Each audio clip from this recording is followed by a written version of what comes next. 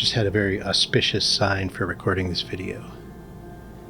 I was getting ready and I went outside to gather my thoughts. And who should run up but this girl? She has been visiting me for off and on for many years. She's always super excited to see me and full of love. I call her Spirit. I was especially glad to see her because we had a really brutal winter, and I'm glad to see she made it through that all right. So I'm starting work on a new album, and I thought it's kind of in an interesting phase of its life cycle where it might be fun to talk about it a little bit. This is a very early stage. There's very little music written so far. There are a lot of building blocks assembling themselves into something interesting, I hope, but it's still a point where there are a lot of decisions to be made and a lot of freedom there, and too much freedom, really, too many decisions. So I want to make some of those decisions and narrow some things down and get it to a point where it's starting to take shape a little bit. And I think the first step for really making progress on this is to assemble a set of sounds to work with, kind of a palette. Now, every album is different and every artist is different, so this video is not really going to be how to start making an album so much as it's how I am starting to make this album. And I find this sort of thing really interesting, and I hope you will too, so maybe it'll give you some ideas for your next project. So what I'm hoping to accomplish today is to get from a concept to a foundation. And I already kind of have a concept, and the foundation's a little tricky. It's one of those things. It's one of those wide open decisions to be made. So looking back at the concept for a few of my previous albums, sometimes it's hyperspace robots, sometimes it's I'm really enjoying this lo-fi music, maybe I should try making some of it, and sometimes it's oh crap, I have to play a show in 2 weeks, I should really write some music that I can play. And the concept for this one has to do with dreams. It's not really about dreams because that would be really boring, but it is being constructed in dialogue with dreams. So I've been on this epic dream quest for the past year or so, and a lot of the time I'm making music in these dreams, and a lot of the time I'm bringing music from these dreams, although I'm probably not going to use those fragments. We'll talk about that in a bit. So yeah, it's just the ideas that are being inspired or sometimes directly communicated through this process of having a really cool dream every so often.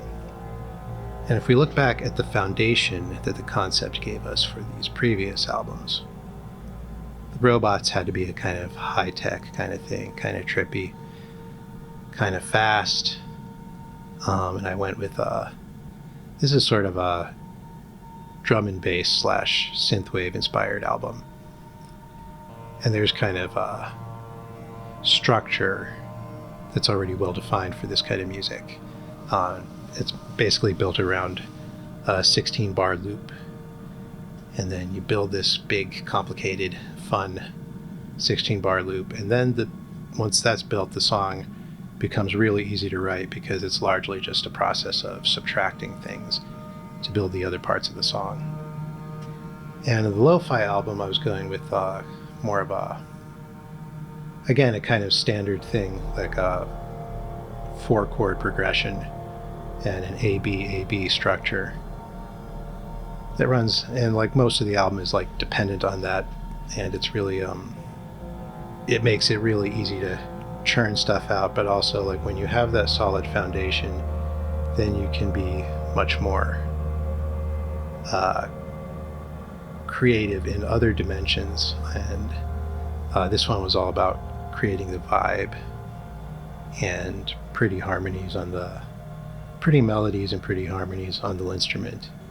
These are both relatively easy albums because I'm relying so much on genre expectations to provide that foundation for me. And Kinesthesiac is a little different. I don't even remember the process because I was writing so fast.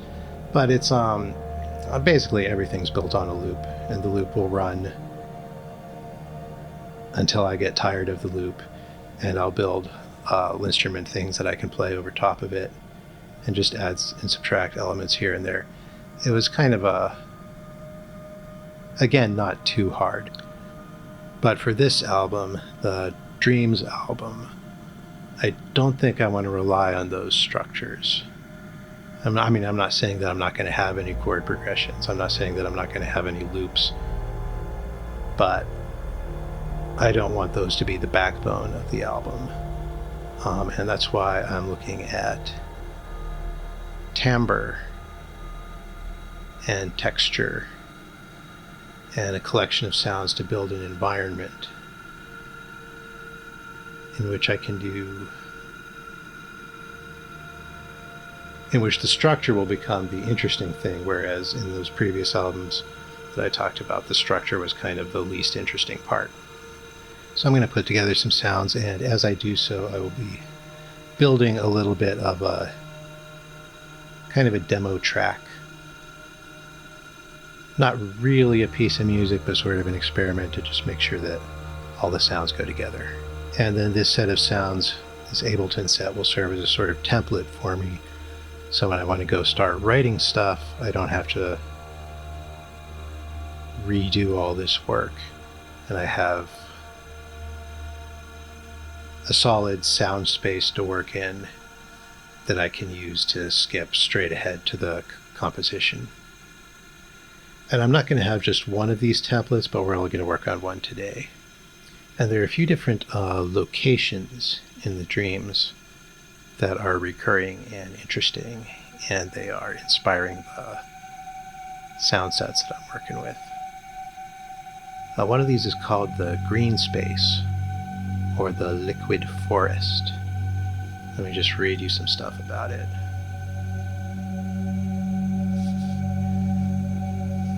So the green space is both a garden and a wild forest, with green fields between its dense and lush groves of towering and twisting trees.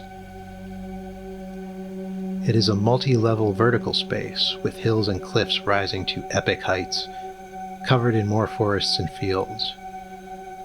Rivers of sparkling clear water run through it, cutting between hills and through them in long tunnels. There are man-made structures, ancient stone and concrete, decaying wood overgrown with moss and plants. Repeating structures, nested fractal structures. There are trails, pools, and standing stones. There's probably a henge. There's got to be a henge. Definitely a henge and a hedge maze.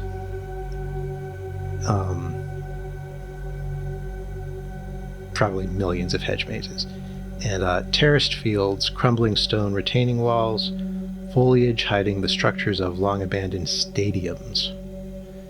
Hills leading to higher hills, endlessly a fractal structure, ever-expanding vertical space, the epic green dreamlands. The green space has the feel of a wet oil painting, warm memory, and a deep harmonic resonance. And I actually have a couple specific dreams that gave me clues to the kind of music that should be here. So this one time, I made some music, a whole album of forest piano with female vocals. Maybe I did a pitch shift. It was pretty convincing, if kind of annoying teenage girl.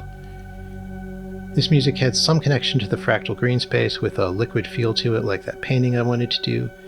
There are some reverbs that have a liquid quality to them that I should explore and apply to a piano. Now, if I were a girl, and much better at playing the piano than I am, this would pretty much be the template for the album. But those things are not true, So here's another thing.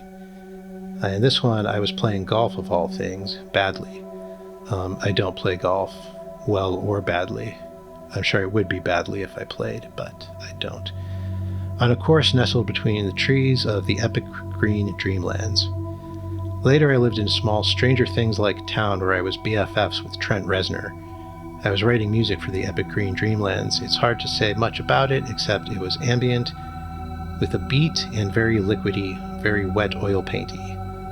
Lo-fi, lush pads, LinnStrument flutes, deep and chill and beautiful.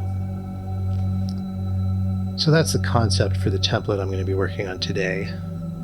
I'm still not sure, like no matter how many times I have these dreams or read what I wrote, like exactly what the hell I mean by oil painty liquid feeling.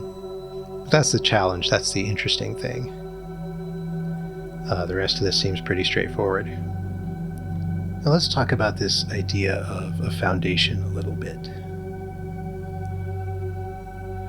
So when I'm talking about a foundation, I'm talking about something that is in a way restricting me. And that's what I need at this stage, because I'm sort of in free fall. I've got so many ideas to work with. And I need something to hold me in place. I need something to push against. I need some friction. And I haven't even like decided. Well, I guess maybe I am deciding right now. I don't want a genre for this album. Yeah, I don't. It would make it a lot easier to write it if I had one, but I don't. It's going to be, I guess, experimental, progressive, electronic,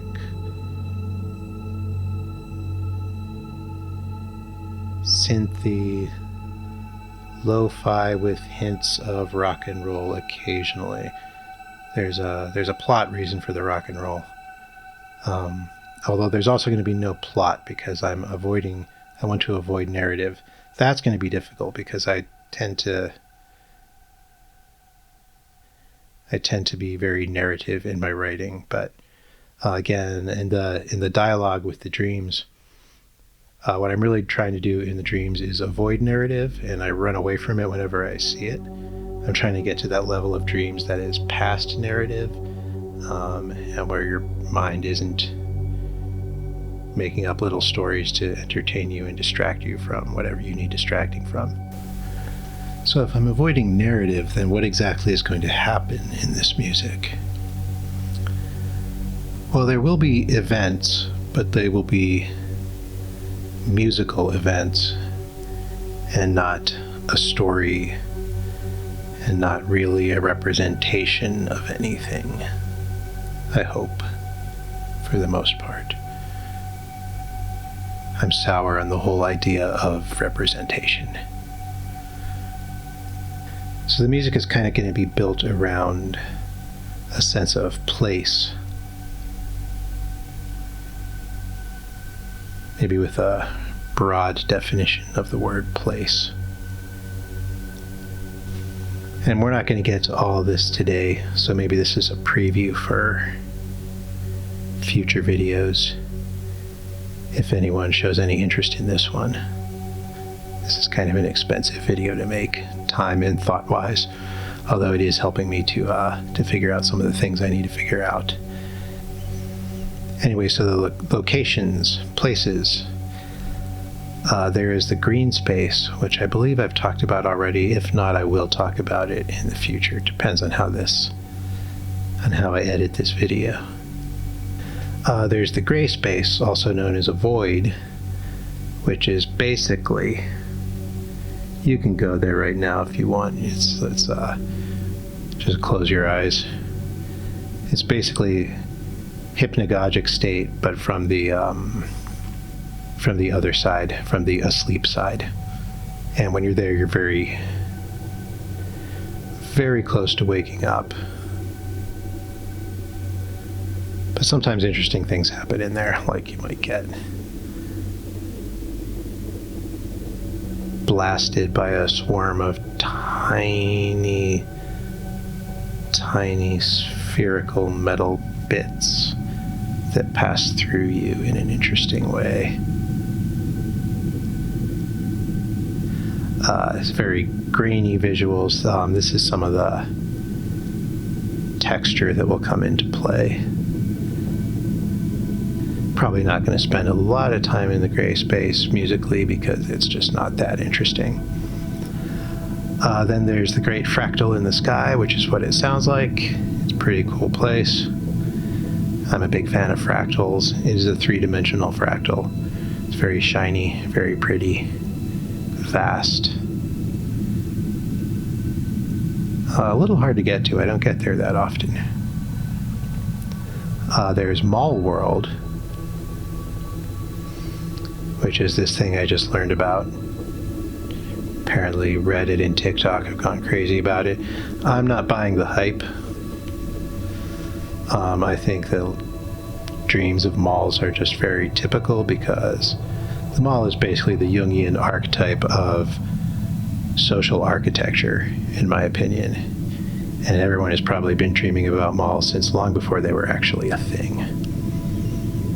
And the construction of the mall in the late 20th century was probably the pinnacle of human civilization, and the fact that the malls are all now deserted and dying is probably an indication that we're in bad shape. What are you going to do? Then there's the planes. The planes are they're a new one. I don't know enough about them yet. Part of this album is going to be waiting on new data from new dream experiences. But the planes are like just a vast flat area, and they're like little dream narratives here and there that you can go engage with if you want to. And in the distance, I saw two Godzillas. That was weird. One of them was glowing blue and the other was glowing red. And then I mentioned this to a friend, and he was like, oh, I saw multiple Godzillas. And I'm like, is multiple Godzillas a thing? It's the movies, there's usually only the one Godzilla, right? Anyway, that's another place. Then there's a church. It's a church. Then there's the boring old world, which is just basically the world we're in now, except you can fly, and it's very boring. Probably not going to do too much in that place. Although some people have like nightmarish experiences here, and I might play with that idea because I do like dark music here and there, but I don't know that I'm going to. I don't want to inaccurately.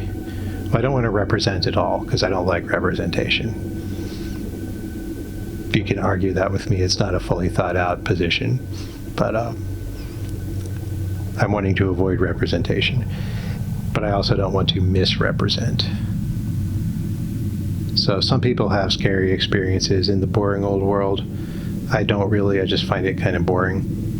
And that's just like, your neighborhood, your house, the city you live in, the surrounding physical area appearing in your dream. Yeah, so really the most interesting things there are probably going to be the fractal and the mall world. Because I do have mall dreams. I'm just not buying the hype about it being a CIA conspiracy or whatever. Yeah, interesting things sometimes happen in the church. I'm waiting on a continuation of an interesting thing that happened in the church, because I blacked out right when it was getting interesting and lost all that memory. And I think there's a dream mechanism causing that, and that might be like a theme or an idea that comes into play in the album. Basically a force that prevents you from seeing or remembering anything you're not supposed to see. Yeah, so those are our locations. Now let's talk about some ways of actually getting music. There are a few ways to do it, and they have their pros and cons. First, if you're lucid dreaming, you can just sing. And that works pretty well. You can sing, you can repeat whatever you're singing till you ingrain it in your memory. And you're probably going to wake up pretty soon if you're lucid dreaming.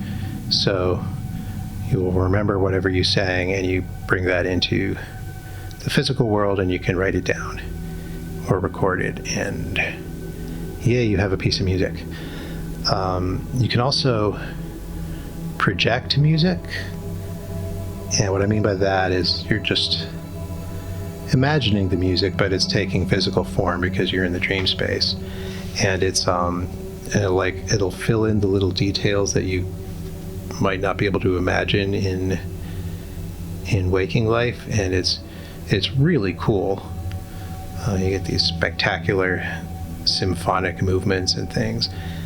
This tends to be really complex and very difficult to remember, but I need to practice with it more.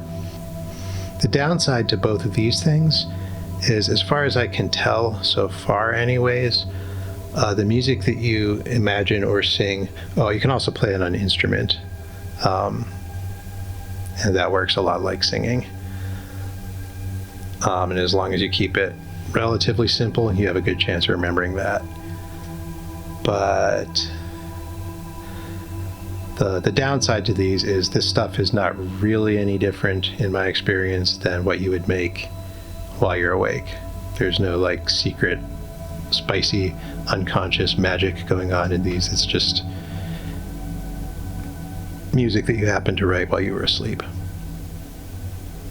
which is a cool skill, and I'm very proud of being able to do this, but it's not necessarily really going to make any better music than otherwise.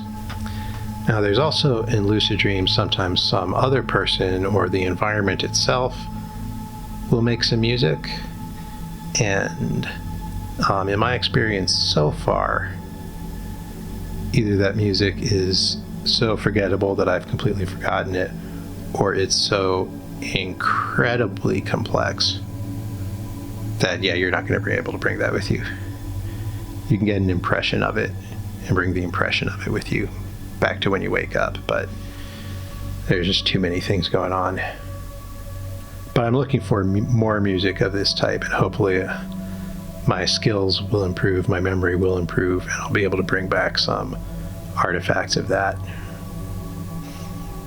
There was this one black-haired girl playing a piano piece, an impossibly complex piano piece, on a flying piano. And this was utterly mind-blowing, and I don't remember a note of it. I mean, I'm sure it was some combination of C's, D's, C sharps, etc., that sort of thing. But yeah, I didn't bring anything back from that except an impression. That might have been part of my inspiration for buying this fancy key lab. But I can't play piano like that. Then in ordinary dreams, most of the time, if you experience some particularly vivid music, you're then going to fall into a deeper sleep and have like several more hours and many more dreams, and like just lots of things that just make that memory go away. So usually you're going to end up again just with an impression, what the genre was, whether it's fast or slow, what the instruments were maybe, but you're usually not going to get the music itself. Usually. I did have one, I'll talk to that, we'll get to that in a second. But the other way, this is new to me, and I wonder if this is a skill that I've developed by doing this dream work, or if it's something that was just always there and I never thought to look for it. So let me know if you can do this. And this is just when you wake up, just listen for the music. And I found when I started doing this regularly, like almost every night, and even after just a nap, some fragment would come and start playing in my head.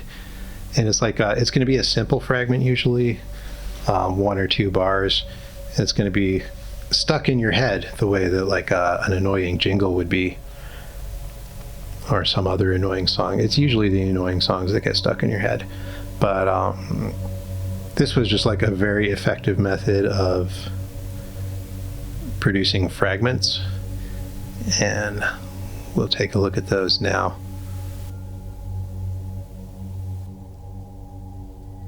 So here's one.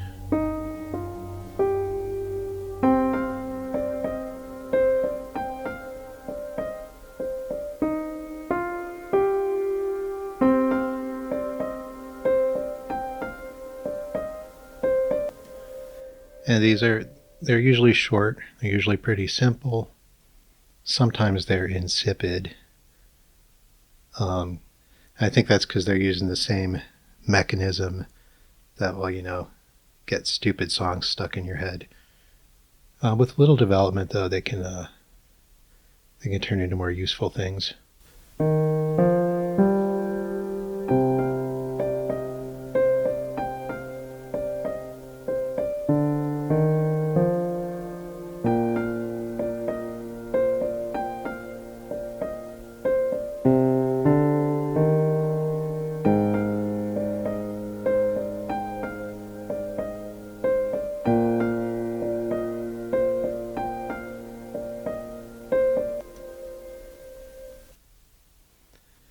This one here is very much something that I would have written when I was 18 years old.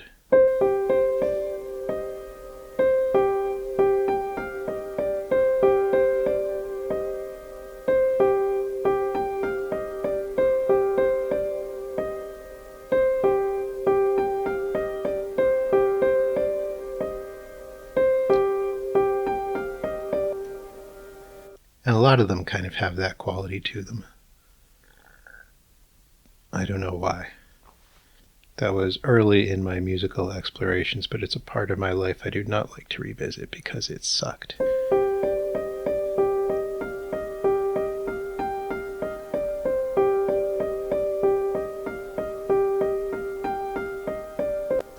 Yeah, that one was also very much an 18-year-old Max thing.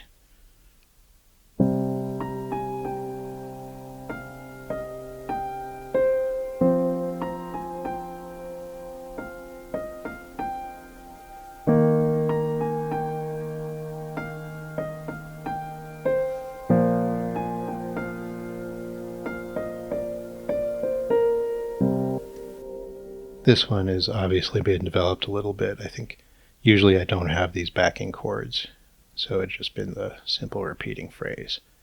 So I probably added those after I woke up for a while. Another thing you have to be careful with, well, I'm probably not going to use many of these, partially because of how much did I really write them if I just woke up with them in my head, right?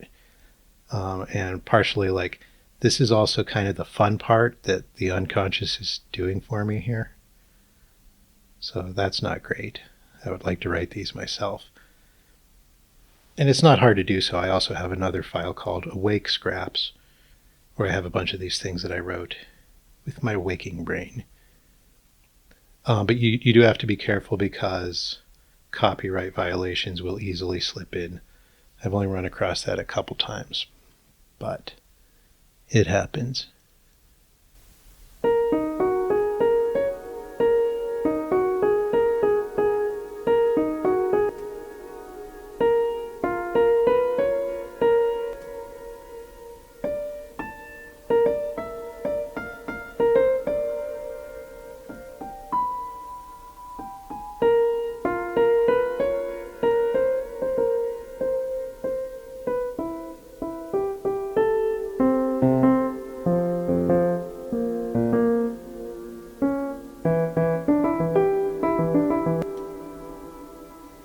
Now let's take a look at this one.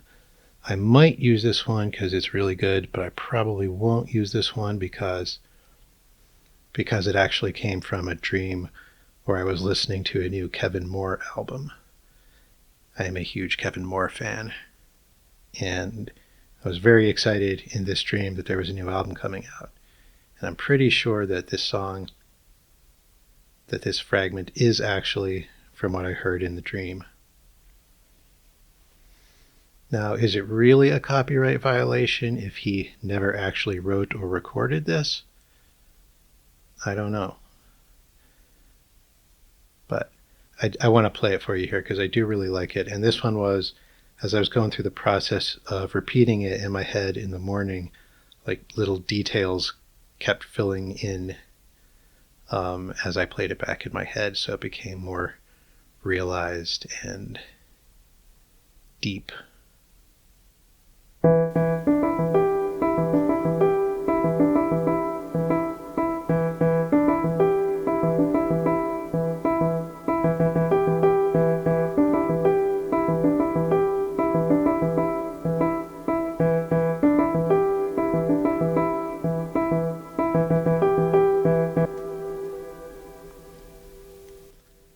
So I really like that one. If Kevin happens to watch this, you can have it. It's yours, you know. And one last thing I want to show with this, sometimes there's a part that isn't that great.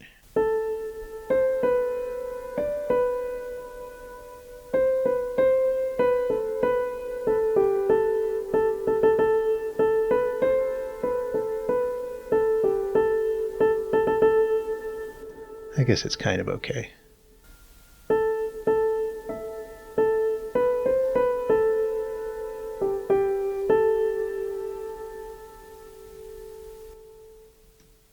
So what I did with those two is I put them together. So that second one is on top here. The first one's in the middle. And then I wrote some left-hand chords to tie them together.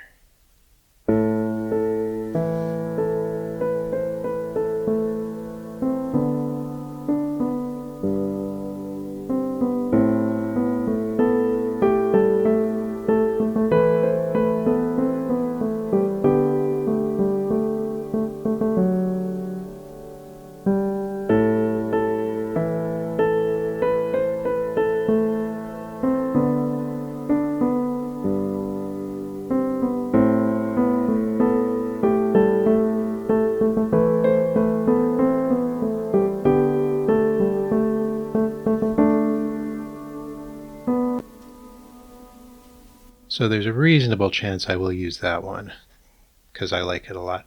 I do also like the idea of bringing in direct primary data into the album. But I don't want to be, I just want to do that here and there. I don't want to be reliant on that. I want to write my album. Okay, so let's get started here. We'll start with the piano. You can ignore this track here. That's just to process my vocal. My voice is actually too quiet to be detected by the human ear, so I have to compress and amplify the hell out of it. So I'll make a new MIDI track. I'm going to go grab the Arturia piano.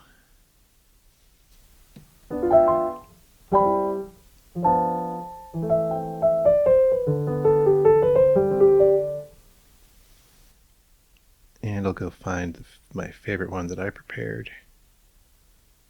This is just a modification of their Jazz Upright preset.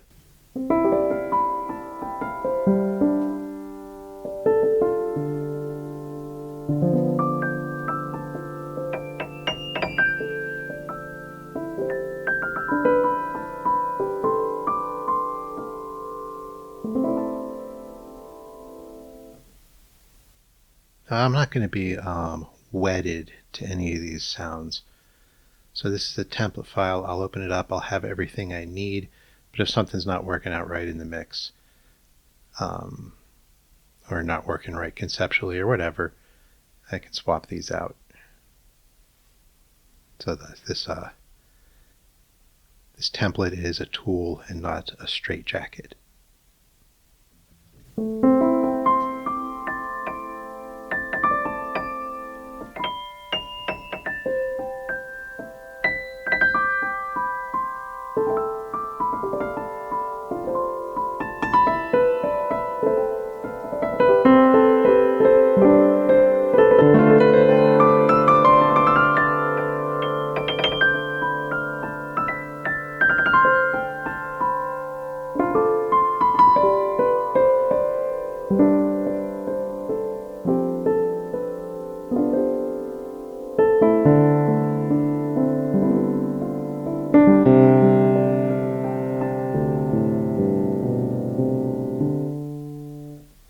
I want to do the piano first. First of all, the dream data calls for a piano. Secondly, it's often going to be my main compositional instrument when I'm just noodling about. And I want to have some left-hand parts and some right-hand parts going on.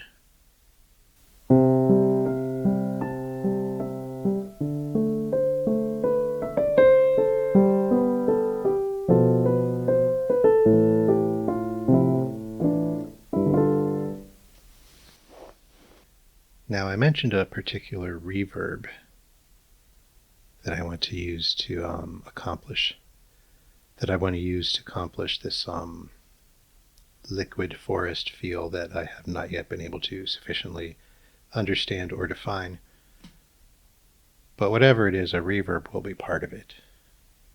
So I'm over here in my sends, and my A send is going to have this reverb. And I'll use the Convolution Reverb Pro. And down here I have impulses, which should really be impulse responses.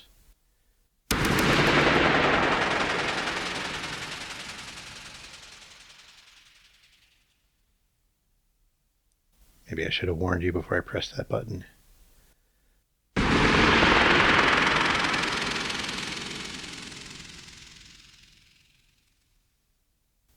And this is the one I'm going to use.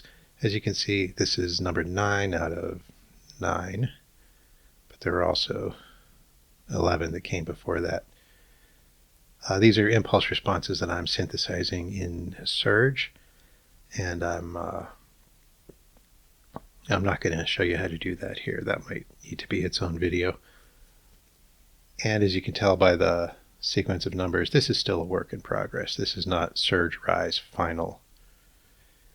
And this one's also very exaggerated. This is kind of the maximum amount of liquid forestiness.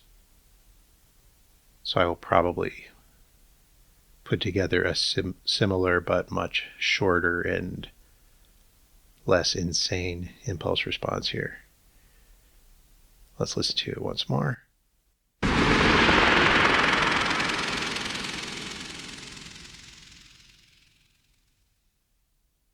And I'll just drag that down into here. Make sure this is set to 100%. And let's see what the piano sounds like going through it. Crank up the send.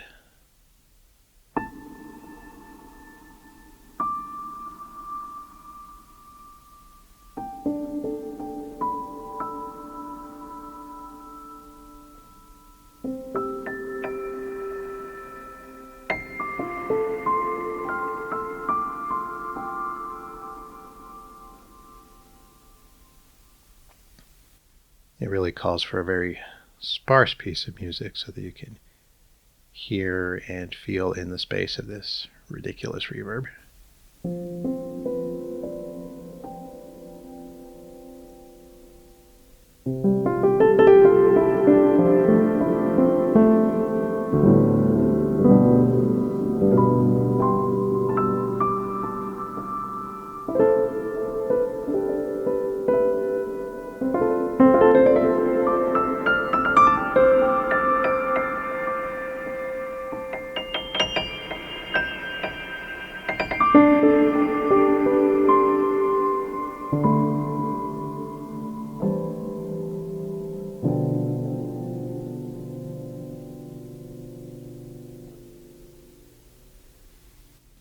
Now what I'm going to do with this is most of the time we're going to be sending much less to this reverb.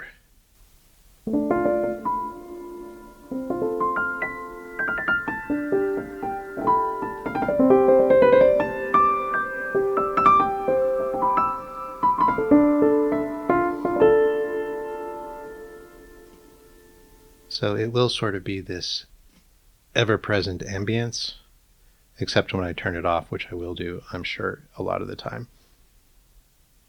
But when the reverb is active, it's going to be this ever-present ambience that will hopefully like glue the whole thing together in this liquidy feeling that I'm trying to accomplish.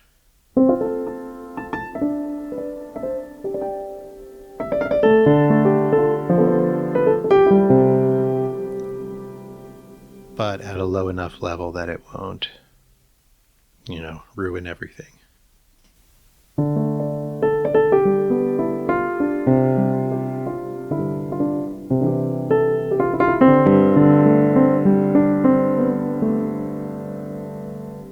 And there will be a mix of sounds. Some of them will be going into the reverb and some of them won't. And they'll be going in at different levels. And that's going to give me some three-dimensionality to the mix. Because some things are going to be right up in your face and others are going to be pushed back. And that's another important thing for the concept of this album is the three-dimensionality. It's a very pronounced and important aspect of the high lucidity dreams. And sometimes the less highly lucid dreams are very two-dimensional. And I can play with a contrast there if I move in and out of that high dimensionality mixing mode. So I'll turn down this send a little more.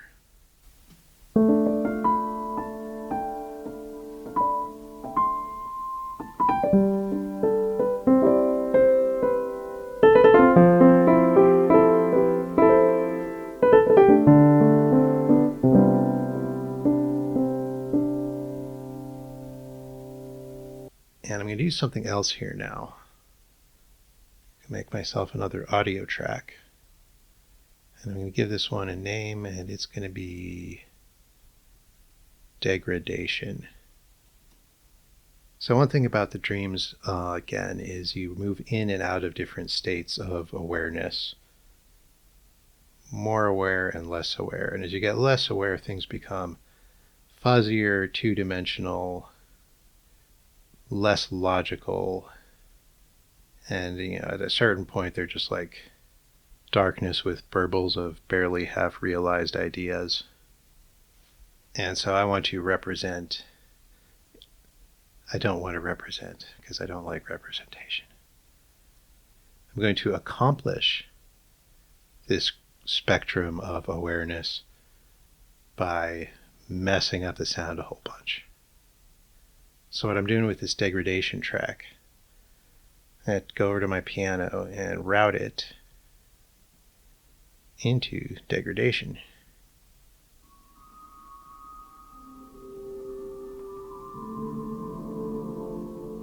And also route the reverb into degradation. And then degradation needs to be armed and monitored.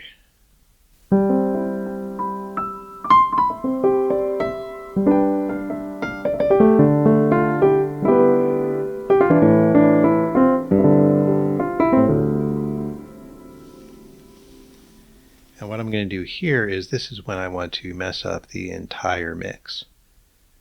So I'm going to start by adding some tape emulation. And I'm not going to go with satin, which is my good tape emulation. I'm going to go with sketch cassette, which can degrade things much further.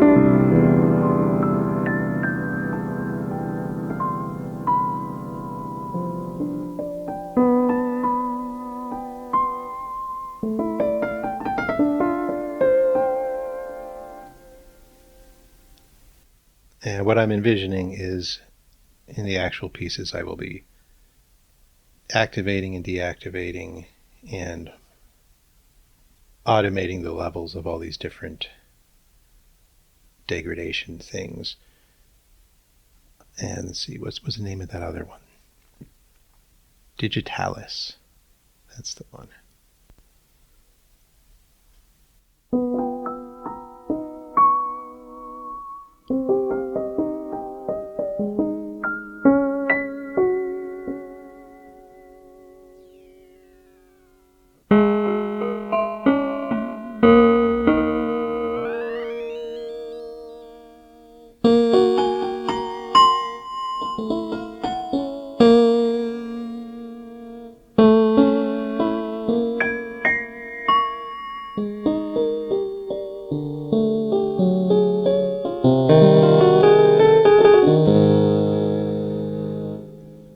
Now I mentioned, oh, that shouldn't be going through there. That's what have I done? My voice should still be going to main. Okay, so what's happening? We're getting I'm not going to use this one. So I'm not going to use the digitalis because it's giving us a huge heap of latency, which is making it really hard to talk for the video. And I didn't expect that, and I don't like that. So while I might ultimately do it, I'm certainly not going to do it on the video. See, there's another one I like here. I kind of hate that Ableton does this and it puts these plugins in folders because I can never remember who made which plugin. But this is the one I want, wires.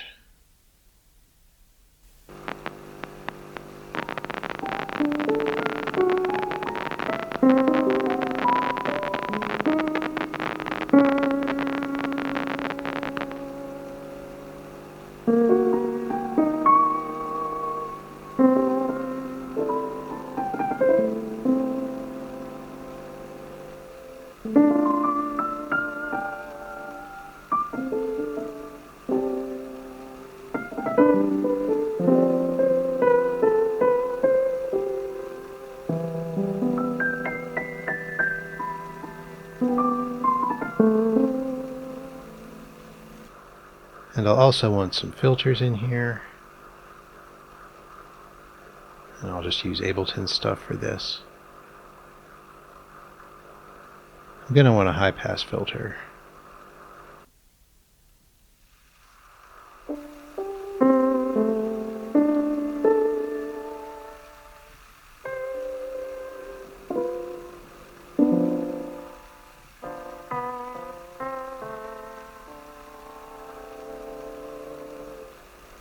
And this will also be automated. Let's get me a low pass filter as well.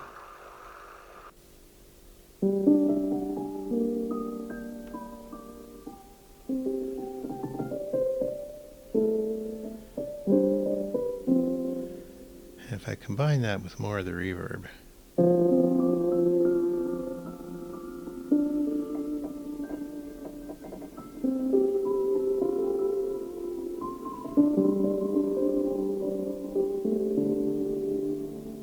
so now my whole mix, because I'm going to send every other instrument also through the degradation track,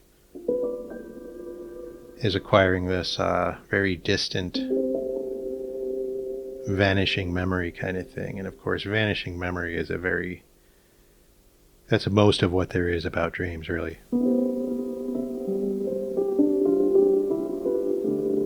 You have a very poor memory when you're in them, and it's very hard to remember them afterwards.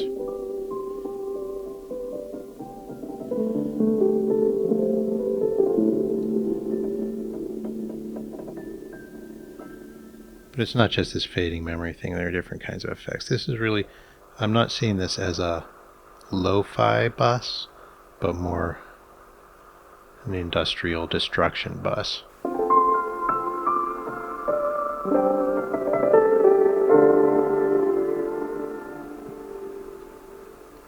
But of course, through automation, I can do both things.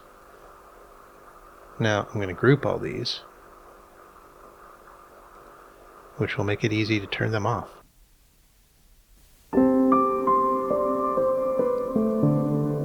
Just going to make everything much nicer again.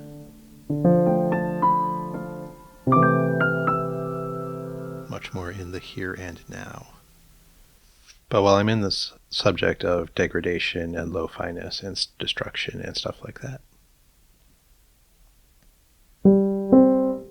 I am going to add satin.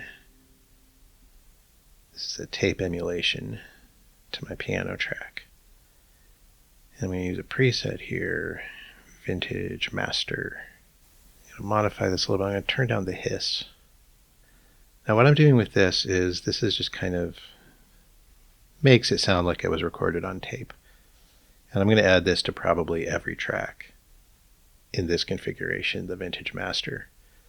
Because I found working on my last album that anytime there was any one of my sounds on the many tracks that I was mixing, after I'd gone through like most of the mixing and I was in the mastering stage, getting to the mastering stage anyways, I don't remember exactly how I discovered this, but anytime there was a sound that was not quite sitting right, some harsh frequency or some wrong frequency or anything like that, this effect just fixed it. And I ended up going through the entire album and putting this satin Vintage Master on pretty much every track.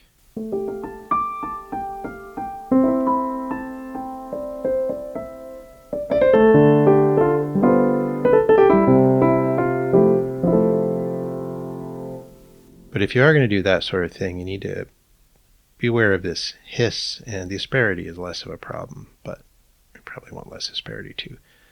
These things will accumulate, so you might want to do auto mute, but I just turned the hiss down because if you've got the same amount of hiss on each of 17 tracks, you're going to end up with a hugely hissy mix, which is not great. So what I'll do, I do like a little bit of hiss, but I'm going to turn this all the way down, and I will have one instance of satin on the full mix that will have the amount of hiss that I want.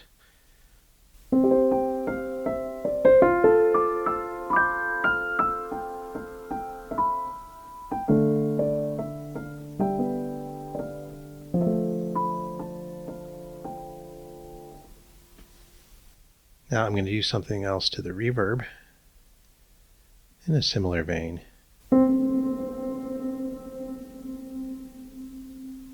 I'm just going to add some wow and flutter to the reverb, and I'm going to do this again with Sketch Cassette. The difference between Sketch Cassette and Satin for me, it's kind of obvious in their names. So like Satin's going to make things sound really nice. It can also mess things up if you push it, but I'm mostly using Satin to make things sound good, and I'm using Sketch Cassette to make things sound bad.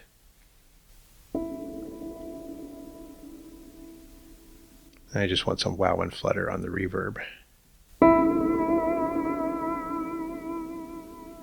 Maybe less than that. And there's also a wow and flutter baked into the impulse response, but it makes it feel more liquidy to me.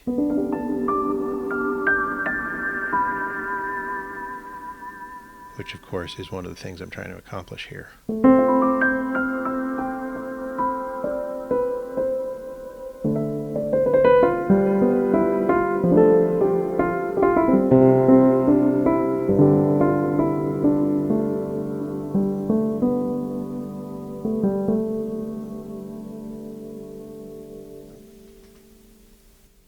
Okay, so the next thing I need is I need to be able to make beats, because that was in the dream journal. So I'm going to want some drums. I might actually want real drums on this recording. I do actually want real drums with this recording. I know drummers will figure something out. But I'll be writing them in Ableton. And there's the drums actually have a thematic and I would say narrative importance if I were not trying to avoid narrative. But they've made appearances in the dreams. And so there's a particular sound I'm looking for. So lately I have been rediscovering my love of Led Zeppelin. And YouTube has played a part in that. I think it showed me like one Led Zeppelin video, and I clicked on it, and then it showed me 5 Led Zeppelin videos, and I clicked on several of them, and now I'm just drowning in Zeppelin, which I like.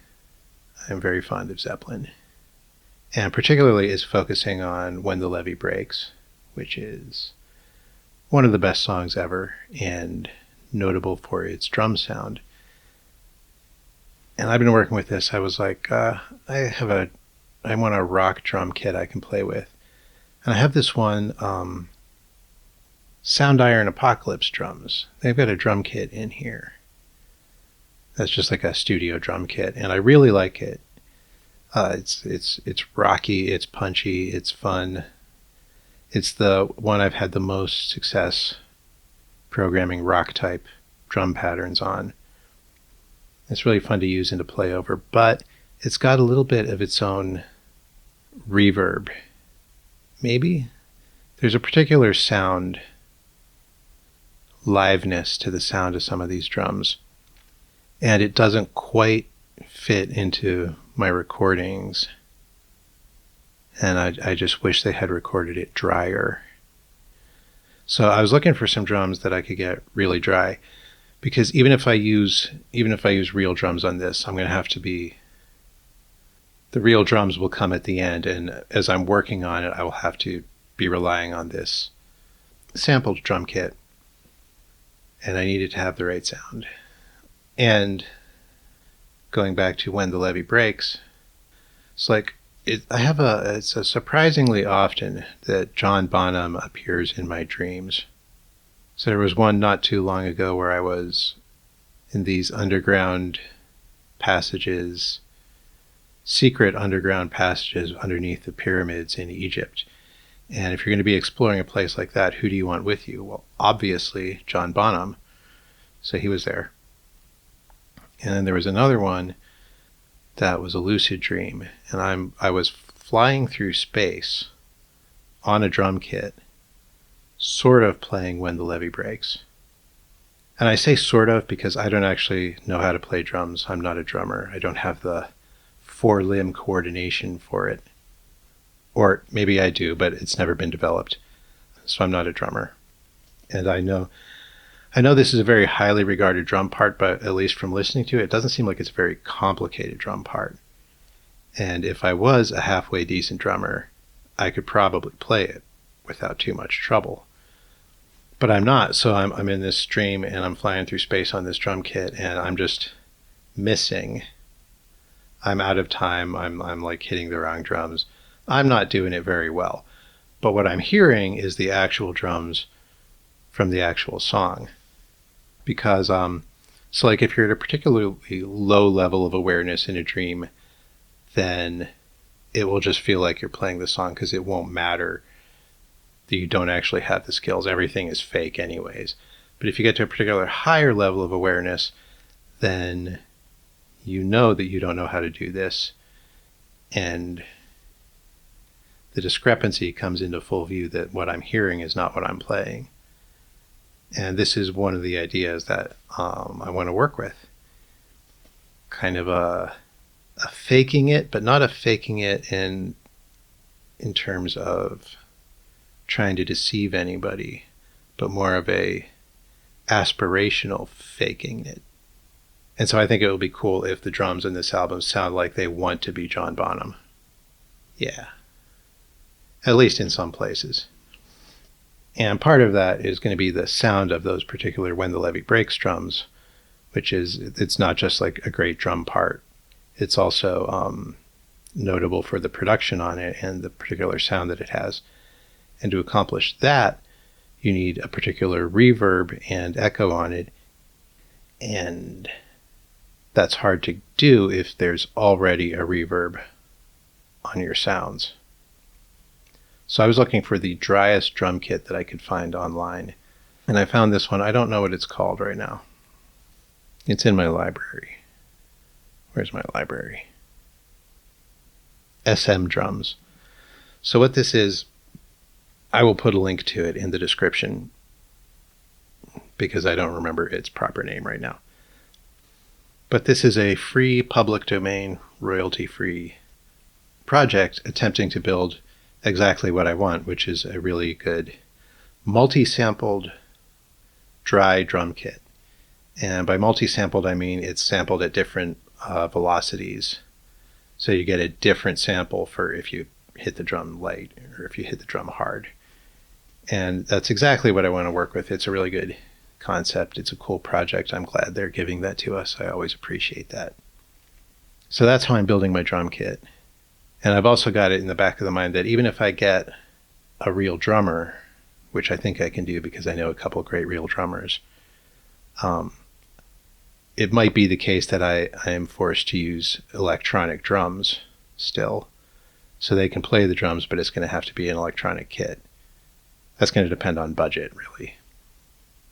And probably that won't happen, but it might. And if it does, I want to have a really good drum kit ready to go. So if I go to my user library and look up Bonzo, this is another work in progress. So I need a new MIDI track.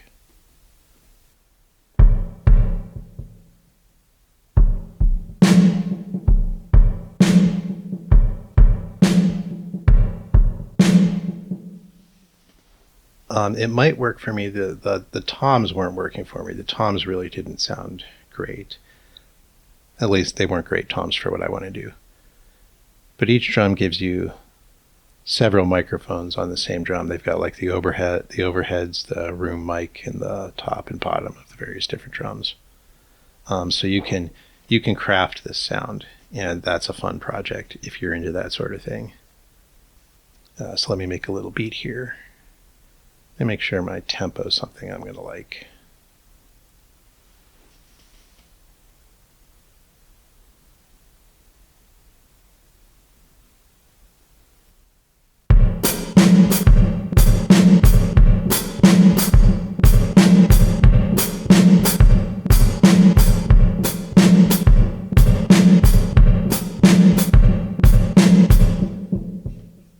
Okay, at this time I'm going to turn down the volume on my piano and my drums because my voice is very quiet and this is all getting very loud.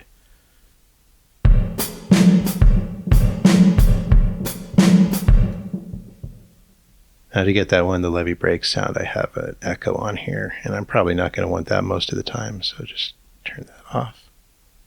Turn off this group.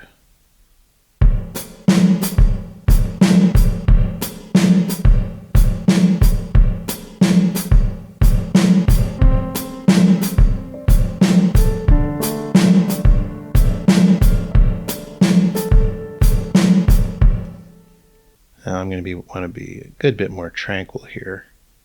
Pull down these velocities.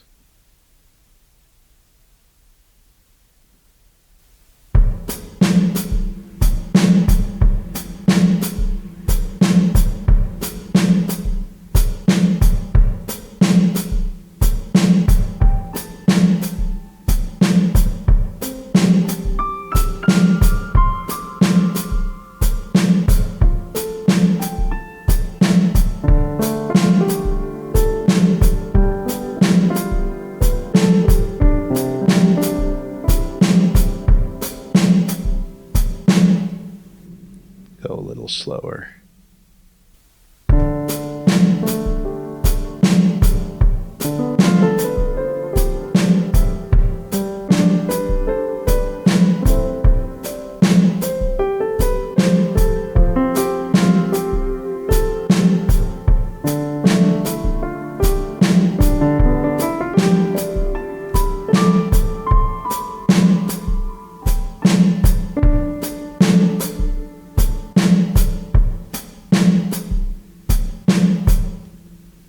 My flutter on my echo is bothering me a little bit. I'm just going to turn that down some. Again, it's not really my goal to write a piece of music here today. I'm just putting the sounds together, but I have to do a little bit of music making to know that they're going to work.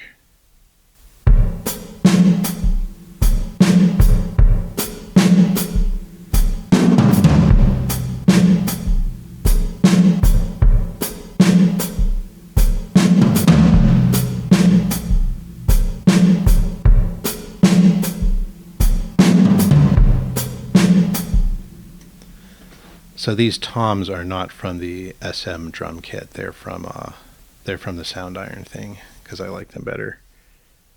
They're difficult to work with though because there's like a tiny little margin where you can hear them, but they're not too loud in the velocity. I get some groove to this. Why does it do that? It's not supposed to default to this groove. I don't even like this groove.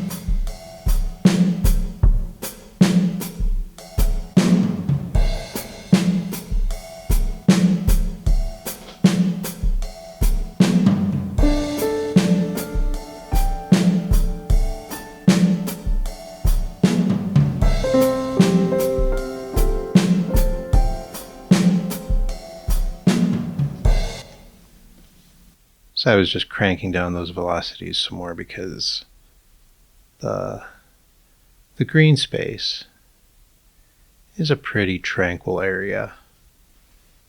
And I want it to be, this is kind of it's a place I keep trying to get back to because it appears most often in regular dreams where I can't really appreciate and explore it. So it's like a high value target always to get back to there. And it's a nice place, but it's a nice, peaceful, natural kind of place, and that's a vibe I'm going for here. There's also a particular feel to it, even harder to describe than that liquid thing I was talking about. In fact, I don't even think I can describe it. I don't think any of the places I wrote about it says anything other than it has a particular feel to it. So I'm here trying to capture this feel to it, and I don't even know what that feel is. But that's the fun part, because now I get to try and go back and find the feel again and see if I could describe it better with higher awareness. That's why this is a very exciting project for me. It's an adventure.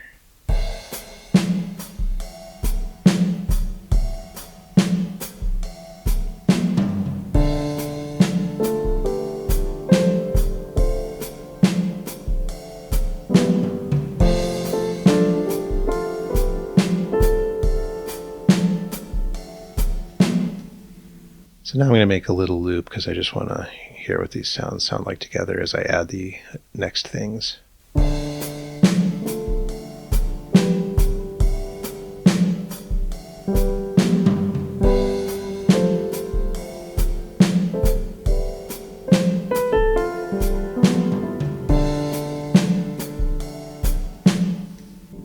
Bring the drums down a little bit more. I don't want them to dominate. I want this to be a soft beat.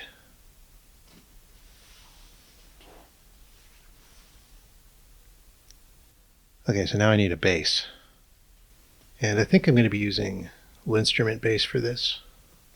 I do have a real bass, but it's not that great, nor am I that great at playing it. So I think I can get a much nicer thing going on with the LinnStrument.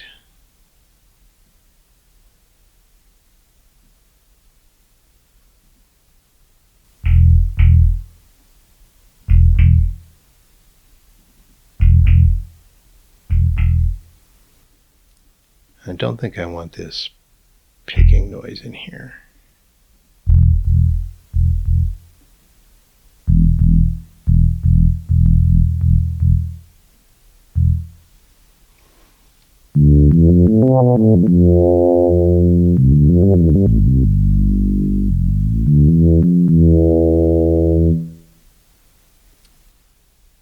I like the feel of a fretless bass, and I think that will go along with the liquidy thing.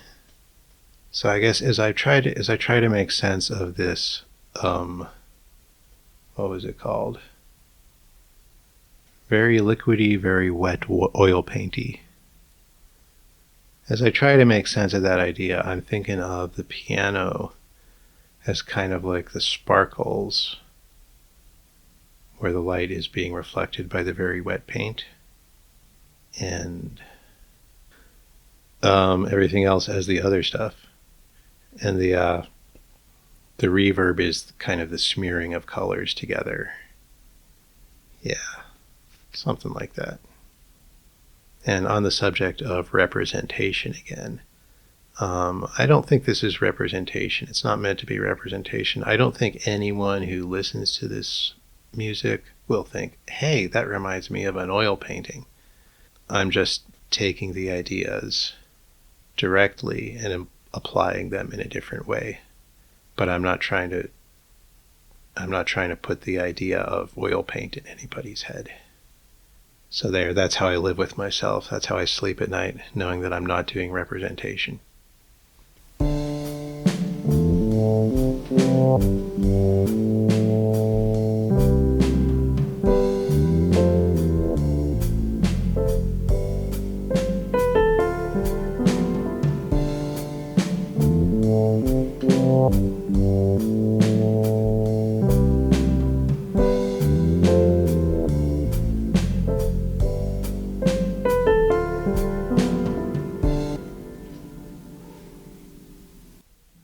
Okay, now I'm going to give this bass a little bit of reverb, but I'm also go over to my send. I don't want the kick drum and the bass, the lower end of the bass, getting reverbed. That's just going to muddy up my low end. So I'm just going to throw an auto filter in front of the reverb. High pass it at 12 dB. Okay, so now I'm foreseeing a potential problem, which is I have a bunch more instruments to add here. And the sound is already starting to fill up. It's not critical yet, but I need to leave some room for the different things to have places to do stuff. And I said this is not a real composition. I'm just putting the sounds together to see what they sound like. But the thing is, if the music is bad, then it's going to sound bad, and I'm going to feel bad, and I'm not going to get the idea I'm looking for of what this stuff really sounds like together. So I'm going to take a moment here. First, I'm going to make sure I got satin on my bass. And now I'm going to just compose a little more. Just going to double the length of everything. And then I'll move things around to get some space for the new stuff. Okay, I'm going to use this new drum loop, and then I'm going to keep the bass for now.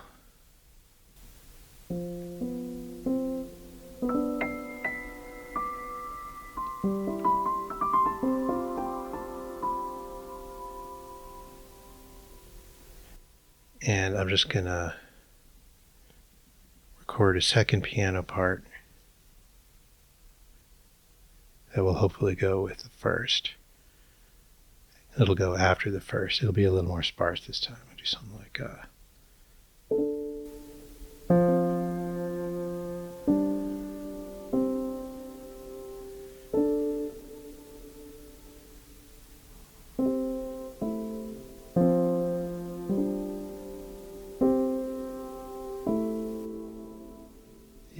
real simple.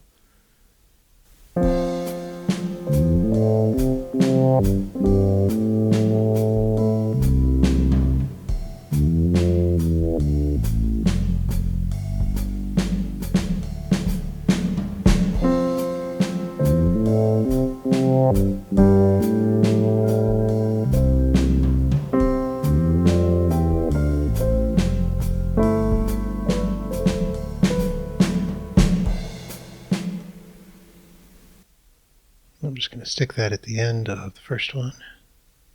Not thrilled with my timing there. I'll just quantize it.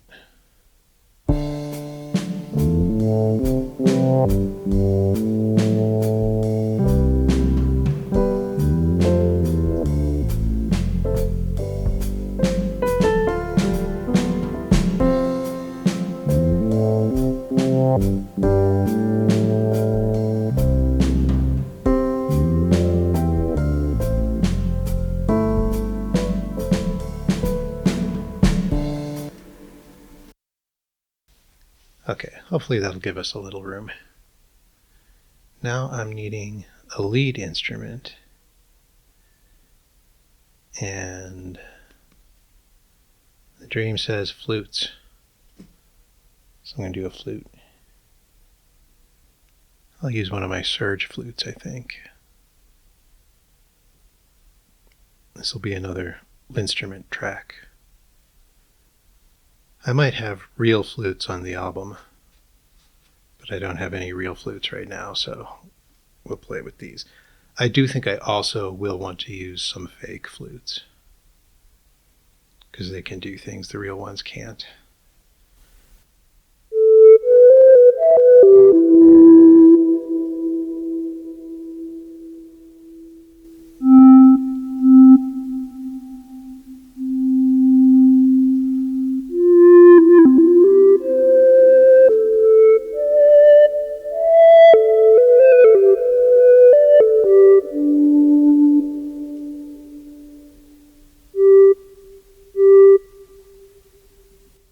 Run this through the real reverb.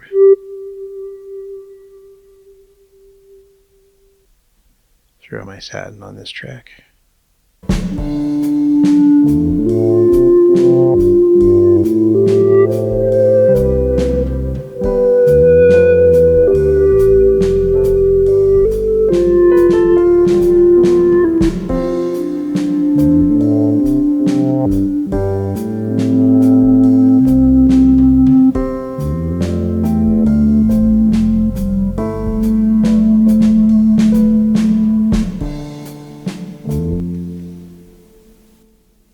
Yeah, I dropped to the lower register there to leave myself some room. Now I need more flutes. More fake flutes. This one I'm going to use the Mellotron because I really like the sound of the Mellotron. I'll do some ocarina. Why not?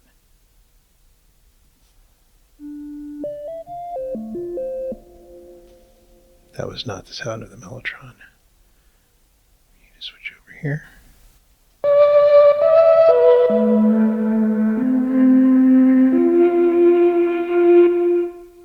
This is when I want a polyphonic flute going on. And also just because I like the sound of the Mellotron. I'm just going to try to follow along with the chords that the piano is doing.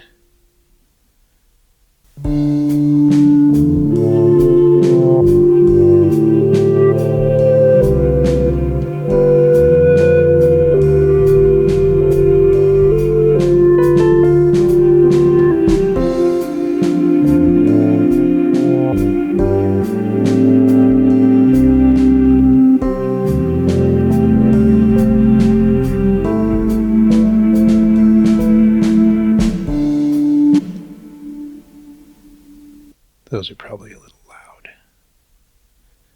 This is something in a lot of my work I would use strings or synthesizers for, just to fill out the sound some. but I'm really enjoying this Mellotron, so I thought I would try it with this. And I like this texture.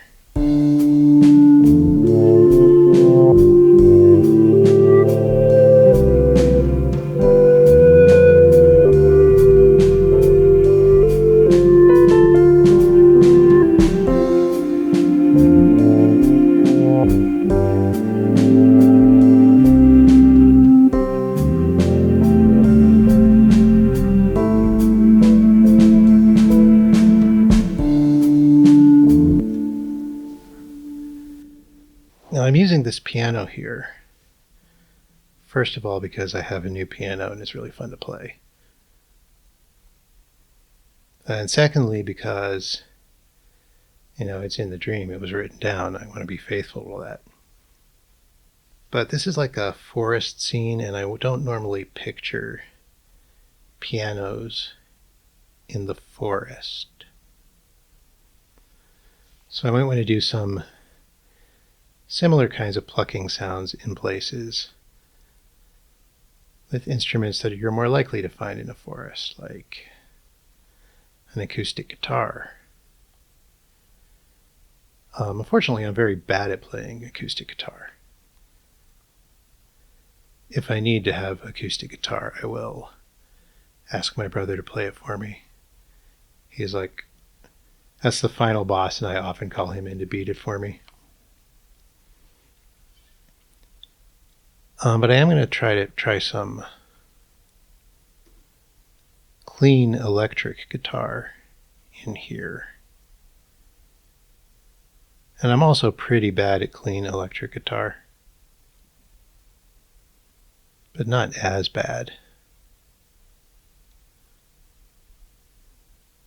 And I can usually make it work to some degree. And again, I'm just getting a feel for how this is going to sound in here. Not great so far, like these other instruments. Here, just to prove that I have one.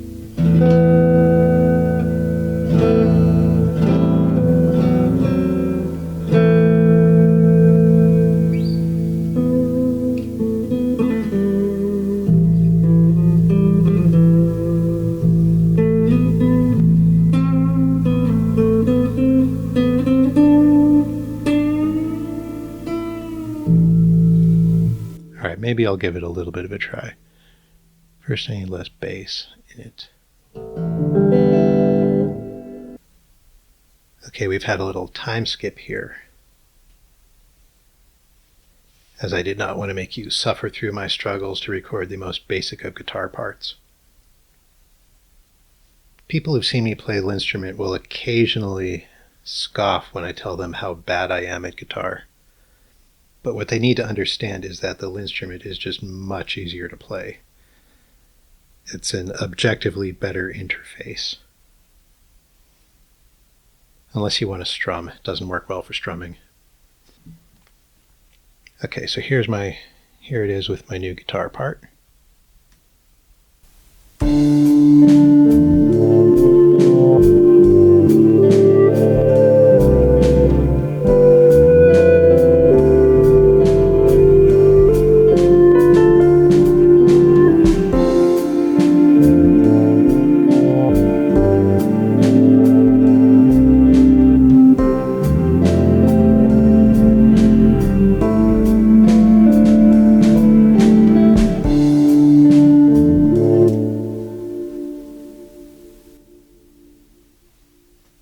And the last thing I want to do is some voices, because that was there was a pretty convincing, if kind of annoying teenage girl voice in the one thing. Now, I'm not going to sing that because I don't fit, except for the kind of annoying, I don't fit any of those criteria. So in the dream, this was accomplished with kind of a pitch shift or something. Which I guess I could do, but I did that in my Robots album. And it works pretty good if you're being a robot. It sounds very artificial. But this But this is not meant to be a robot here, so I'm not going to play with that trick. Instead, I'm going to use a synthesized voice. And it's possible that I will eventually try to find somebody to sing. But I'm a long way from making that decision, and I do want to work with this synthesized voice that I've been putting together because I think it's really cool. And kind of the weirdness of it is something that I want to have on this album. So I need a new MIDI track. And this is going to be Serum. Female voice. And this is probably going to come out really loud, so I'm going to turn that down some.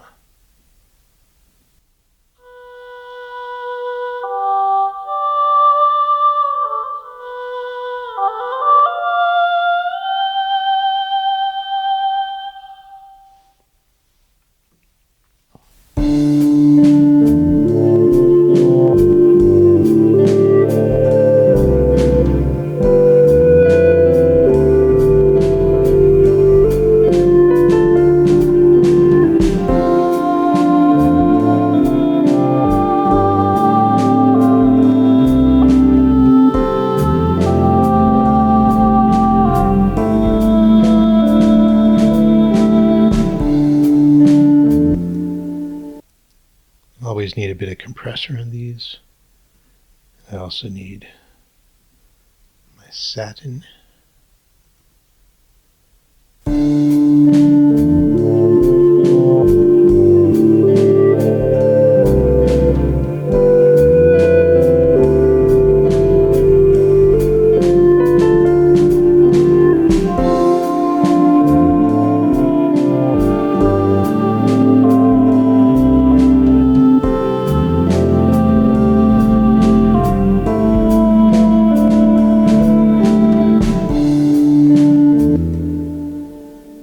This singer's range parameter here controls the formant filter.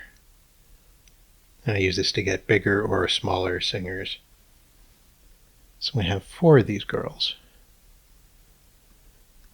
each singing her own part. Group them and gives them some reverb. Give them higher voices.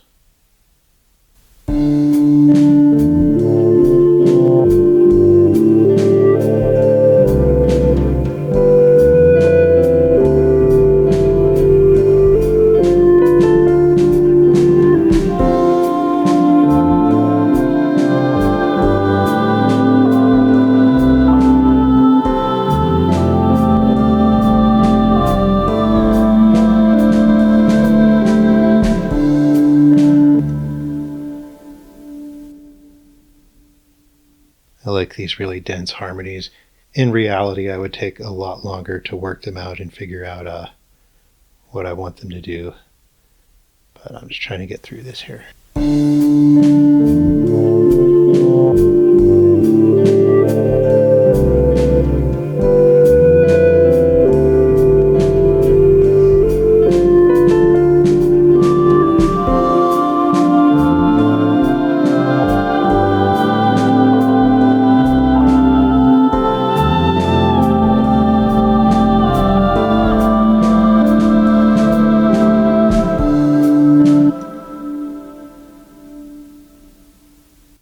And this one I want to have a little bit of a higher voice.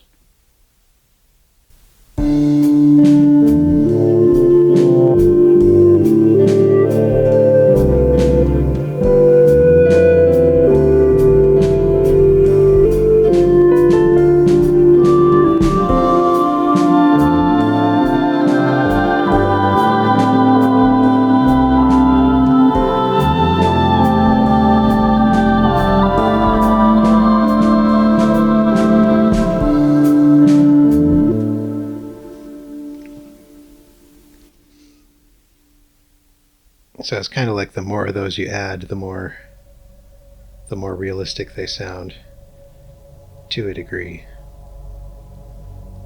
So I'm happy with that template I put together. It's only going to be part of the album. Other parts are going to be more aggressive and more electronic, and maybe even a little bit rock here and there. But I think for the certain parts, that set of sounds is going to be pretty nice, to a good environment to explore in. So I'm happy with that. Now, albums sometimes take me a few weeks to write, and sometimes they take me a few years to write and record. I think this one is probably going to be more on the few years side of things, because I'm not using, I intend not to use a lot of genre structures that are just easy to slide into. I'm going to be trying to invent some structures of my own, and that can be a trial and error process, which can involve a lot of error and a lot of time just to absorb it and make sure it's doing what I want it to do. So that's all to say, if there's any interest in this one, then there may be more videos to follow documenting parts of the process on this guy. This was also secretly a test of a new audio setup that allows me to work in Ableton and record my voice separately, which is not what I usually do. So I apologize if there's any weirdnesses in the audio on this one, but I would like to be able to make more composition and recording kind of videos, and to do that I need to be able to do what I did today. So I hope you enjoyed the video. I hope it had some value for you. It did for me. I figured out a few things that I'm trying to do with this particular project, and it relates to my mostly unexamined and new distaste for narrative and representation, especially in the age of LLMs, where we're dealing with this thing that deals entirely in representations and there's no reality there. And I think that's kind of the way we live a lot, is we're always living in a narrative, in a representation, and not in reality itself. And we kind of have to do that because it's the narratives are kind of a map to reality that are useful for getting around and existing, but it feels out of balance. Like there's all map and no territory. I think some people have even decided that there's really no such thing as territory, and it's all maps all the way down. And I find this troubling and unpleasant. So that's an idea that I'm, I think, working through with this work that I'm doing here. Okay, I guess that's all I have to say on this one for now, and I'll see you later.